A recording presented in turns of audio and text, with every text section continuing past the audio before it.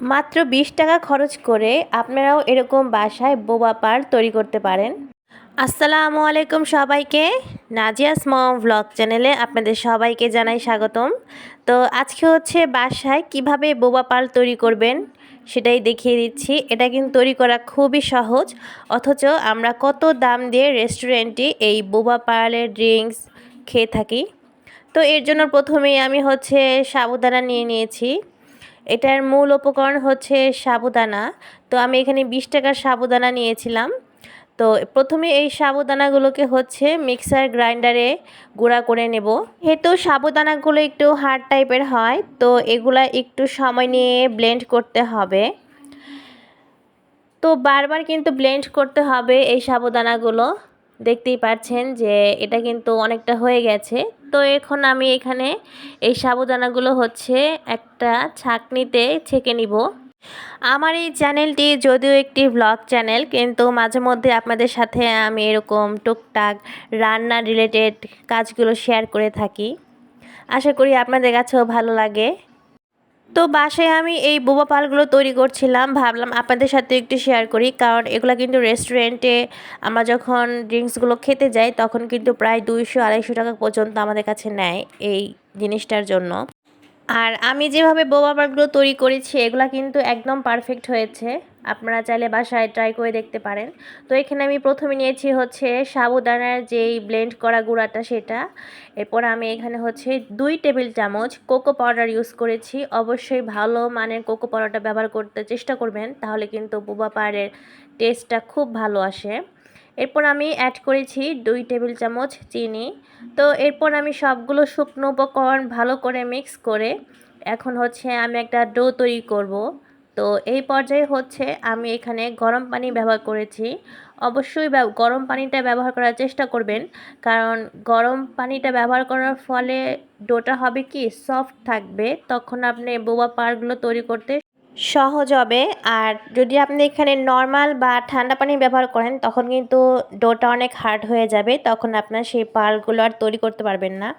এই তো দেখতেই পাচ্ছেন যে এখানে কিন্তু আমি ডোটা তৈরি করে নিয়েছি, আর অনেকটা কিন্তু ডোটা স্টেকি হয়েছে। এরকম টেক্সচার আসলেই বুঝতে হবে যে আপনার ডোটা কিন্তু অলমোস্ট ডান।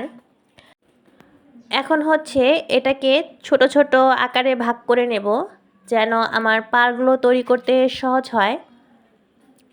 ঠিক আপনারা যেমনটা দেখতে পাচ্ছেন। তো এরপর একটা লম্বা শেপ দিয়ে নিব, যেন ছোট ছোট করে আমি কেটে পালগুলো তৈরি করতে পারি। এটা তৈরি করা কিন্তু একদম সহজ, অথচ এই জিনিসগুলোই আমাদের কাছে কত টাকা দাম রাখে। আমি একটা ঘটনা বলি আপনাদেরকে। আমি একবার একটা অনলাইন মাধ্যমে এটা কিনতে চেয়েছিলাম, এই বোবা পালগুলো। আমার কাছে ওরা প্রায় 700 টাকা কেজি চেয়েছিল। তো আমার একটা প্রশ্ন ছিল যে আসলে এটা কী দিয়ে তৈরি যে এই জিনিসটার দাম এত হয়। তো যখন দেখলাম যে এটা কিন্তু বর্তমানে একটা হাইপ উঠে গিয়েছে, অর্থাৎ ভাইরাল হয়ে গিয়েছে, যে সবাই কিন্তু কম বেশি বোয়া পালটা তৈরি করছে, তাই আমিও চেষ্টা করলাম। দেখলাম যে আসলেও খুবই ইজি, আপনারাও চাইলে চেষ্টা করতে পারেন। দেখতেই পাচ্ছেন মাত্র 20 টাকা দিয়ে এখানে কতগুলো বোয়া পাল তৈরি করা হয়েছে। আর এখানে একটু সাবুদানার গুঁড়ো রেখে দিয়েছিলাম, কারণ এখানে যে বোবা পালগুলো আমি রাখছি একটার সাথে যেন একটা লেগে না যায়, তার জন্য একটু পর পর এখানে আমি একটু করে সাবুদানার যেই গুঁড়াটা ছিল ছিটিয়ে দিচ্ছিলাম। আজকে এই সবগুলো রান্না করব না, আমি আজকে আপনাদেরকে কয়েকটা রান্না করে দেখাবো, আর সবগুলো আমি ডিপ ফ্রিজে সংরক্ষণ করে রাখবো। প্রায় কিন্তু শেষ। তো দেখতেই পাচ্ছেন অনেকগুলো কিন্তু তৈরি করা হয়েছে। তো এখান থেকে হচ্ছে আমি কিছুটা এখন আপনাদেরকে রান্না করে দেখাবো যে এটা কীভাবে রান্না করতে হয়। তো প্রথমে আমি একটা হাঁড়িতে কিন্তু কিছুটা পানি গরম করে নিয়েছিলাম। তার ফুটন্ত গরম পানির মধ্যে হচ্ছে আমি যেই পালগুলো তৈরি করেছি সেগুলো দিয়ে দিয়েছি। এটা বেশিক্ষণ না, 10 মিনিটের মতো আমার সময় লেগেছে এটা সেদ্ধ হতে। 10 মিনিটের মধ্যেই কিন্তু এটা সম্পূর্ণ সেদ্ধ হয়ে যাবে। এটা কিন্তু অলমোস্ট সিদ্ধ হয়ে গিয়েছে।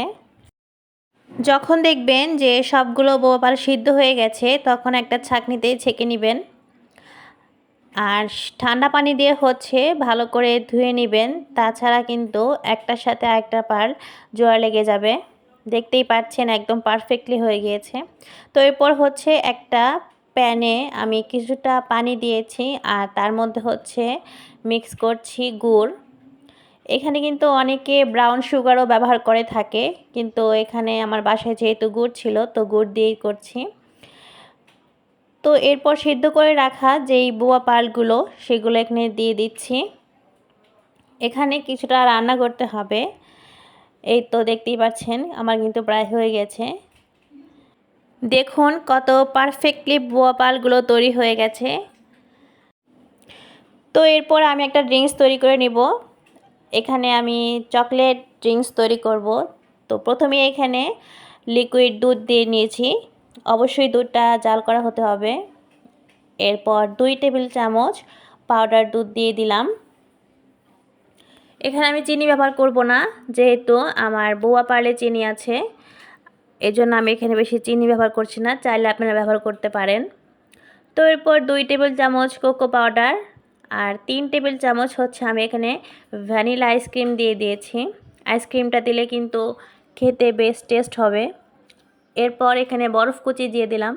তো সবগুলো উপকরণ হচ্ছে এখন আমি ব্লেন্ডারে ব্লেন্ড করে নেব। ব্লেন্ডারে ব্লেন্ড করলেই কিন্তু আমাদের ড্রিঙ্কসটা তৈরি হয়ে যাবে। আশা করি আজকের ভিডিওটি আপনাদের কাছে ভালো লেগেছে। সবাই ভালো থাকবেন, সুস্থ থাকবেন, আমাদের জন্য দোয়া করবেন। আসসালামু আলাইকুম, আল্লাহ হাফেজ। এই দিয়ে কিন্তু আমার ড্রিঙ্কসটি তৈরি হয়ে গিয়েছে।